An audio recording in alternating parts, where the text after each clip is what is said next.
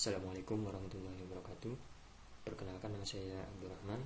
Pada kesempatan kali ini saya akan mempresentasikan terkait dengan pengembangan vaksin COVID-19 berbasis mRNA untuk memenuhi tugas mata kuliah dari Biofarmaseutika Modern yang diampu oleh Prof. Junaidi Khotib.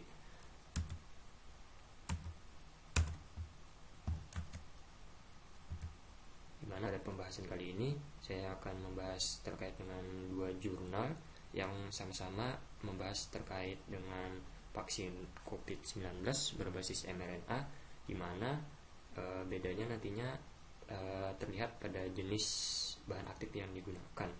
Dan di kesempatan kali ini saya akan memaparkan berbagai data-data yang sudah dilakukan di penelitian tersebut, lebih mengarah ke uji kliniknya dibandingkan dengan mekanisme kerja dari obat tersebut.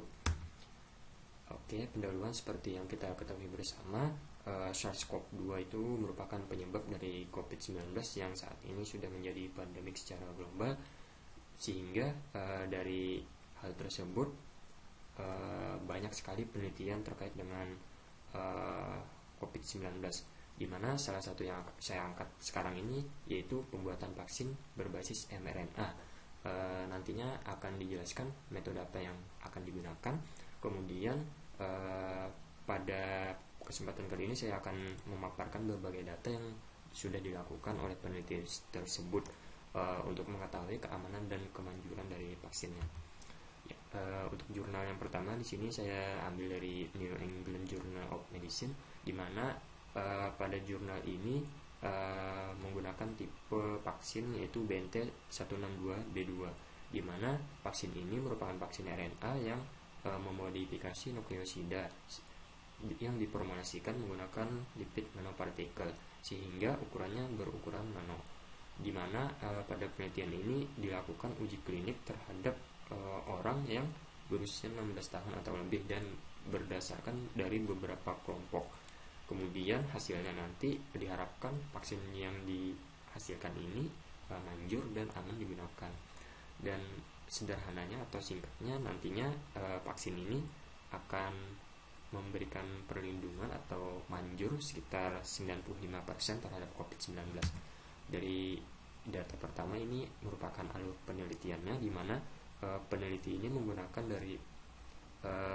menggunakan partisipan sebanyak 44.820, di mana nantinya partisipan di sini akan di screening yang akan dipilih lagi nantinya untuk dilakukan pemberian vaksin atau placebo, di mana pemberian vaksin ini nantinya akan digunakan dua tahap, dosis pertama dan dosis kedua, dan akan dibagi menjadi dua yang masing-masing dengan rasio 1:1.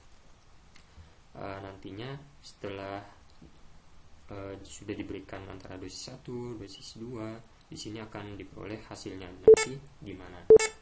Oke, selanjutnya di sini merupakan karakteristik partisipannya, di mana partisipan yang digunakan atau ada dalam penelitian ini menggunakan berbagai dari kelompok atau karakteristik untuk mengetahui kemanjurannya, di mana pada masing-masing kelompok ini tentunya akan berbeda-beda hasilnya.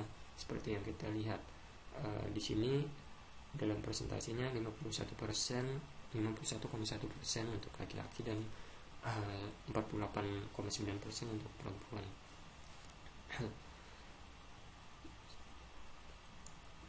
Sehingga lebih banyak laki-laki di dalam penelitian ini. Begitupun dengan kelompok lainnya yang dapat kita lihat di data berikut. Oke. Kemudian ini merupakan efek hasil dari uji klinik yang sudah dilakukan, di mana nantinya data ini akan dibagi menjadi efek yang menimbulkan secara lokal maupun efek secara sistemik, di mana seperti yang kita lihat di sini pada masing-masing dosis 1, dosis 2, dan rentang umur antara 16 tahun sampai 55 tahun ataupun lebih, di sini lebih menghasilkan efek lokal, yaitu sakit pada jaringan injeksi atau pada saat injeksi yang lebih banyak dibandingkan dengan efek yang lainnya seperti swelling atau redness, kemerahan atau panas. ini merupakan efek lokalnya. Yang lebih banyak berarti sakit pada saat injeksi. Kemudian saat efek sistemiknya atau efek yang dihasilkan secara sistemik, di sini dapat kita lihat bahwa yang paling banyak itu adalah fatigue yang lebih banyak menghasilkan efek. Kemudian secara brutal sakit kepala, kemudian yang lainnya, begitupun seterusnya, dimana data ini juga dapat kita lihat efek apa yang akan dihasilkan. Kemudian ini merupakan data dari efikasi atau kemanjuran dari vaksin tersebut setelah pemberian dosis kedua. Seperti yang kita lihat di sini, efikasi vaksinnya yang diperoleh sebesar 95% untuk pemberian pada dosis kedua. Sedangkan ini merupakan kemanjuran vaksinnya berdasarkan dari berbagai kelompok yang sudah diuji tadi, di mana rata-rata hasil yang diperoleh itu di atas 90%, dan hanya ada 2 yang di bawah 90%, yaitu untuk kelompok yang lain-lain dan kelompok negara dari Brazil yang hanya menghasilkan efikasi sebesar 87,7%. Sehingga dari data ini nantinya kita dapat mengetahui di mana saja vaksin ini akan mempunyai kemanjuran yang lebih efektif. Nah, ini juga data tambahannya juga terkait dengan efikasi vaksinnya. Seperti yang kita lihat di sini presentasinya untuk pemberian dosis kedua setelah 7 hari itu sebesar 94,8%. Sehingga dari data ini dapat kita lihat efektif sekali vaksin ini, sehingga bisa digunakan untuk pengobatan COVID-19. Oke, jurnal kedua sebenarnya kurang lebih sama aja. Namun bedanya di sini tipenya, di mana zat aktifnya digunakan di sini dinamakan nantinya mRNA 1273, di mana sama-sama berbasis mRNA yang mengandung lipid nanopartikel yang berukuran nano. Nantinya juga akan diuji klinik kepada partisipan, dan hasil yang diperoleh tentunya diharapkan dapat manjur dan aman digunakan. Kemudian vaksin ini juga menunjukkan kemanjuran sekitar 94,1%, yang berarti bisa kita ketahui bahwa pada jurnal 1 itu lebih tinggi efikasinya dibandingkan dengan jurnal kedua ini.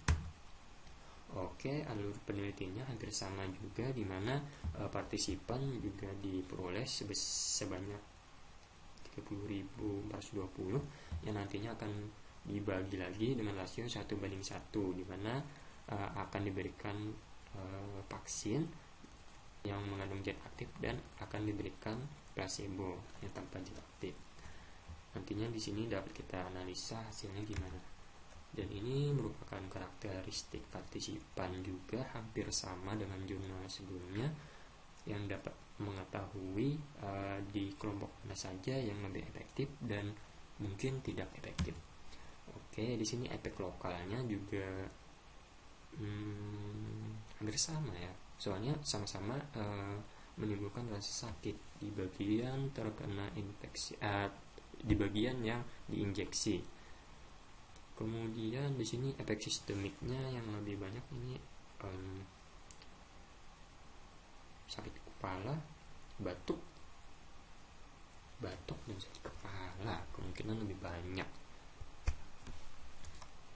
dari hasil pengujian. Kemudian efikasi vaksin dari mRNA 1273 ini dapat diperoleh sebesar 94,1% setelah dianalisa per protokol. Kemudian untuk analisa pengobatan dengan yang sudah dimodifikasi diperoleh sebesar 93%. Oke, di sini juga sama, efikasi vaksin berdasarkan berbagai kelompok yang dapat kita ketahui di sini rata-rata di atas 90% dan 2 ini di bawah 90%, yaitu di kelompok lebih dari 65 tahun dan 65 tahun efikasinya lebih rendah.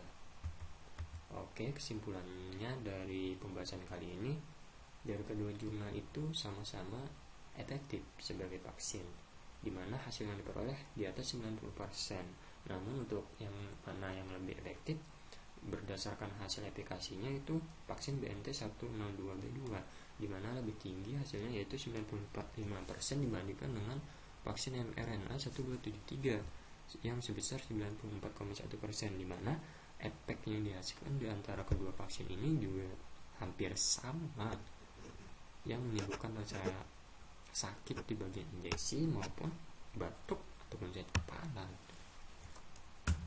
Oke, ini daftar pustaka yang bisa digunakan, yang saya gunakan. Siapa tahu tertarik untuk membahasnya juga.